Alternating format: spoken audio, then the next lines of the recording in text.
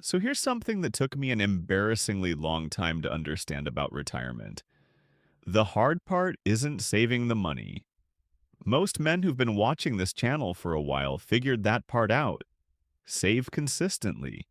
Invest reasonably. Don't do anything stupid.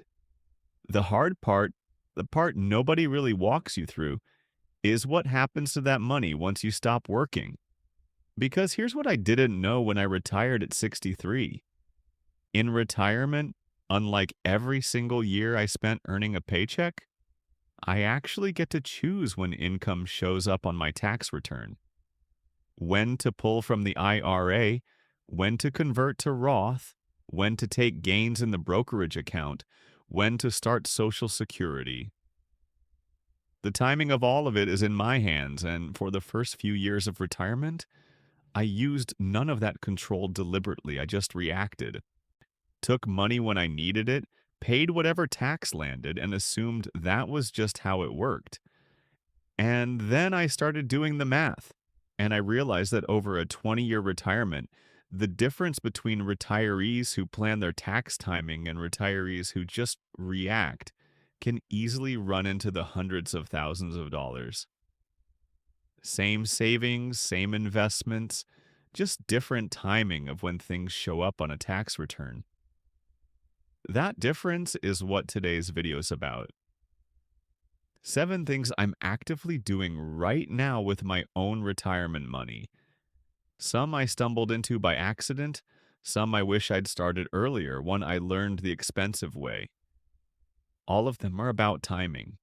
None of them require taking more risk, and every single one of them is something you can apply to your own situation. Let's go. By the way, if you want to see more videos like this, quickly hit the subscribe button right now and ring the notification bell. We don't lecture here, just real talk from guys like you living it. Okay, so let me start with the one that felt completely backwards when I first heard it. The one that goes against everything the saving for retirement mindset drills into you. And that's this. I am deliberately drawing from my IRA right now. On purpose, before I have to, before Social Security starts, before anyone is forcing me to touch it. Now, I know exactly how that sounds because when the idea first came up, my gut reaction was the same as yours probably is right now. You spend 30-something years building that account, you treat it like it's sacred, and you figure you don't touch it until you absolutely have to. But here's the problem with that. I'm delaying Social Security. I've explained why on this channel before.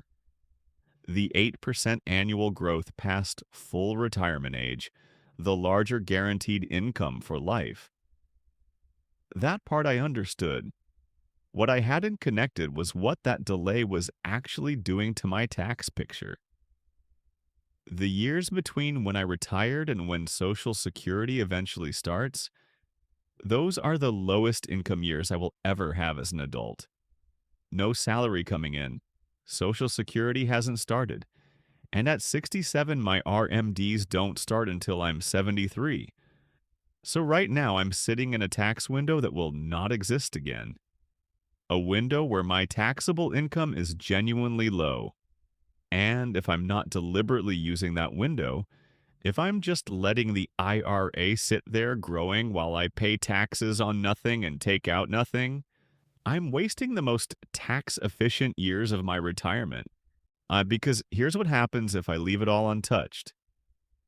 At 73, the IRS starts requiring distributions whether I need the money or not. And by then, Social Security will also be running. And those two income sources stack on top of each other. And suddenly, I'm in a higher bracket than I ever anticipated. The spending hasn't changed, but the income timing is all wrong. So what I've been doing for the past 2 years is pulling from the IRA to cover the gap between what my part-time teaching and consulting brings in and what we actually spend each month, deliberately in a way that uses the low-income window instead of ignoring it. I talked through the math with Frank, my tax guy of 15 years, And he showed me that the projected RMD I'm looking at for age 73 is already meaningfully lower than it would have been if I'd left the account untouched. And the downstream effect of a smaller RMD, lower income stacking, lower bracket pressure, less IRMAA exposure later, compounds over the years that follow. The money I'm pulling out now isn't going to waste. It's funding our monthly life at the lowest tax rate it'll ever be taxed at. And that leads directly into what I'm doing with some of it. All right, so I'm converting a portion of the IRA to Roth every year. And the way I do it is more deliberate than most people realize when they hear Roth conversion. It's a quiet, measured move and repeated the same way every single year. No big drama, no converting everything at once. Here's the actual process. Once I know what my income looks like for the year, what the teaching and consulting will bring in, what investment income is coming, what I'm drawing from the IRA, I figure out exactly how much room is left in my current tax bracket before I cross into the next one. That room is the conversion amount. I move exactly that much from the traditional IRA into the Roth, fill the bracket, and stop. Last year, I converted about $28,000. I stayed in the 12% bracket the whole time. The tax on that conversion was roughly $3,360. Now, if I'd left that same $28,000 sitting in the traditional IRA until my early 70s, it would almost certainly come out as a forced RMD when Social Security is also running and my income is higher. That same money landing in a 22 or 24% bracket means $6,160 to $6,720 in taxes on the same dollars. I paid $3,360 instead of $6,700 on 1 year's conversion alone. And I do this every year, quietly, just filling the bracket that's already available and would otherwise go unused. Now there's a ceiling to watch when you're doing this. And I know because I crashed into it a few years back. If you convert too much in a single year, two things can go wrong. You jump into the next bracket, and the conversion just got more expensive. Or you spike your modified adjusted gross income past a threshold you didn't know existed. And that second one is the one that cost me real money. Let me tell you about a bill I got in 2023 that I wasn't expecting.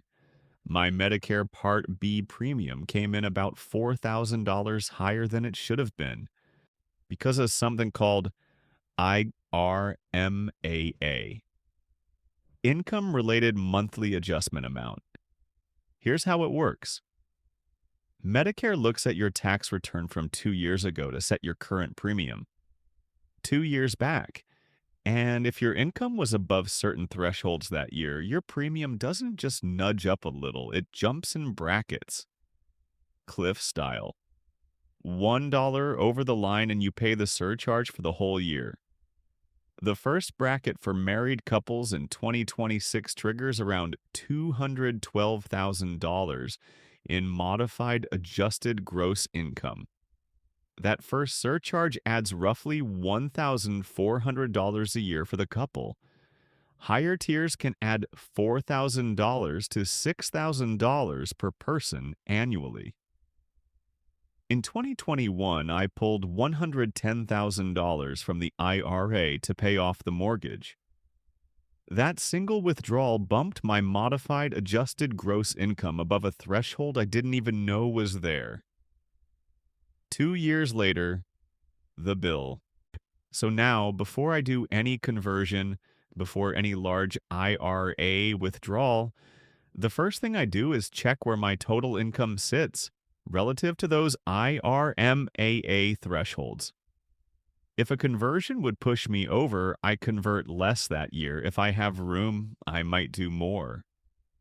And here's the thing that makes this more complicated and more interesting at the same time. Roth conversions and capital gains both count toward that same IRMAA threshold. So if I'm doing both in the same year, which I am, they have to be coordinated against each other. Which brings me to something I'd been doing completely wrong until I looked at it clearly. Okay, so for the first few years of retirement, I left my taxable brokerage account alone. I had investments sitting there with meaningful unrealized gains, and I left them alone because I'd been conditioned to think that selling anything meant paying tax, and paying tax was bad. Turned out I had it completely backwards. You see, in the low-income retirement window, long-term capital gains can be taxed at 0%. Zero. For married couples filing jointly, that 0% rate applies when taxable income is roughly below $96,000. For single filers, around $48,000. My taxable income most years, teaching, consulting, the IRA drawdown I'm doing deliberately, lands in a range where I can sell appreciated investments and pay no federal tax on those gains. So what I've been doing is identifying the investments in the taxable account with the largest unrealized gains, selling some of them, resetting the cost basis at zero tax cost, then buying them right back if I still want to hold them. Same investment, higher cost basis, and the future taxable gain when I eventually need the money is significantly smaller. And here's the coordination piece. Last year, I ran both in the same year, converted about $28,000 to Roth, and harvested about $18,000 in capital gains.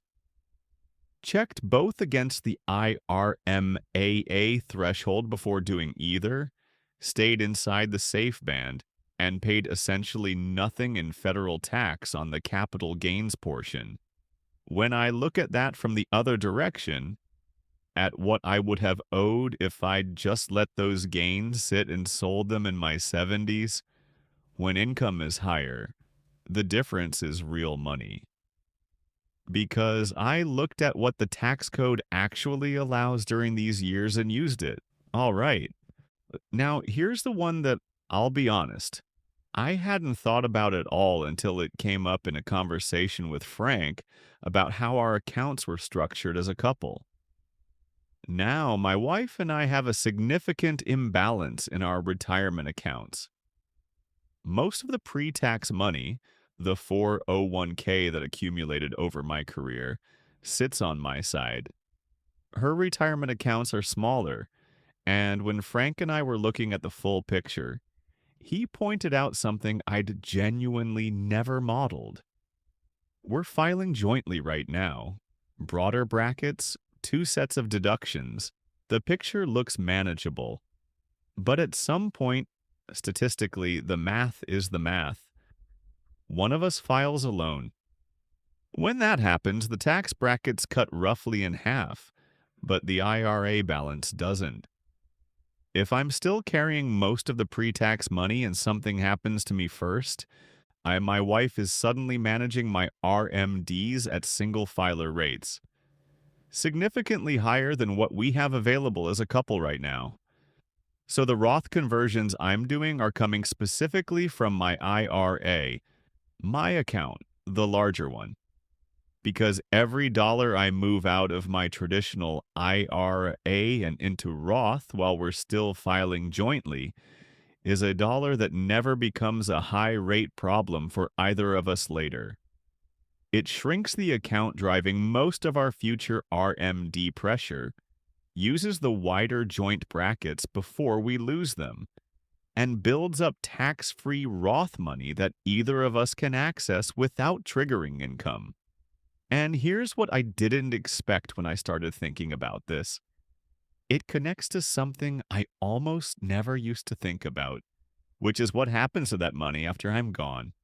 And I've said on this channel before that leaving a pile of money behind isn't what keeps me up at night. My first priority is making sure we don't run out. My second is living well while we have the health to enjoy it. But when Frank showed me what a traditional IRA does to my daughter's tax situation when she inherits it, that got my attention in a different way. You see, under current rules, when a non spouse inherits a traditional IRA, they have 10 years to empty it. Sounds manageable on paper. But my daughter and her husband are both working, both in their peak earning years, probably already sitting in the 22 or 24% bracket. And those IRA withdrawals land on top of their existing income, which pushes more of what they're earning into 32 or even 37% territory. Or the same money I paid 22% on today could cost her 35% tomorrow, simply because of when the timing lands in her life. But if I've been converting that same money to Roth while I'm alive, at 12 or 22%, she inherits a Roth account instead. Withdrawals are completely tax-free, no bracket pressure, nothing stacking on top of her income. And here's what I want to be clear about. The extra conversions aren't something I'm doing specifically for her. The Roth conversions I was already doing for my own tax management. Same dollars, same annual moves, also happen to produce the cleanest possible asset to leave behind. One set of actions solving multiple problems at once. That's the kind of thing that makes you feel like you finally understand the game you're playing. So let me close with the idea that ties all six things we've covered together. Tax diversification. And I don't mean what most people mean when they say that. I mean, stocks here, bonds there. What I mean is having retirement income spread across three different types of accounts, each taxed differently. The traditional IRA and 401k, where everything that comes out is ordinary income. The taxable brokerage, where growth is taxed as capital gains, which in the right year can be 0%. And the Roth, which is completely tax-free with no RMDs during my lifetime and full control over when I use it. Now, when I retired, almost everything I had was sitting in that first bucket. 40 years of 401k contributions, all pre-tax, all in one place. If Frank called that tax concentration risk, and he said it's actually more dangerous than investment concentration risk, because investment concentration shows up on a statement. Tax concentration is invisible until it hits your bracket in your 70s, and you realize you have no flexibility in where income comes from. So every year now, I'm slowly rebalancing across all three. The Roth conversions are building the tax-free bucket. The capital gains harvesting is managing the taxable account more deliberately. And the traditional IRA is shrinking on purpose. I don't have it perfectly balanced, but every year the flexibility improves, and every year I have more options in how I source income and what it costs me in taxes. And here's what ties everything together. All six strategies we've talked about today depend on the same thing, having a low income window to work in. The IRA drawdown creates that window. The bracket filling uses it. The capital gains harvesting uses the same window. The IRMAA management protects it. And the spousal conversion strategy takes advantage of joint brackets while they exist. These aren't six separate things running independently. They're one system. And the system only works when the pieces move together. And the system runs on a single insight. You have more control over your tax picture in retirement than you probably think. For the first few years, I had that control and used none of it. I was just reacting, taking money when I needed it, paying whatever tax landed and assuming that was just retirement. And the difference between that version of retirement and what I'm doing now, measured in what I expect to pay in taxes over the next 20 years versus what I would have paid just running on autopilot, is significant enough that I felt compelled to make a whole video about it. Because I know there are men watching this who are a few years into retirement with solid savings and a good setup, but no deliberate plan for when things show up on the tax return. Just paying the default every year without knowing there was a choice. There is a choice. And now you know what it looks like. If any of this touched something in your own situation, drop it in the comments or send me an email. I read them all. And when a question shows up that I think a lot of men are sitting with, I make a video about it. And if today gave you something useful, share it with someone who's been in retirement for a few years and has never thought about the timing piece. Because this is exactly the conversation most men don't have until something expensive forces it. And if you're not already part of this community, come join us. Because this is exactly what we do here. Real numbers, real experience, from guys who are actually living it. Hit the subscribe button and ring the notification bell. See you in the next one.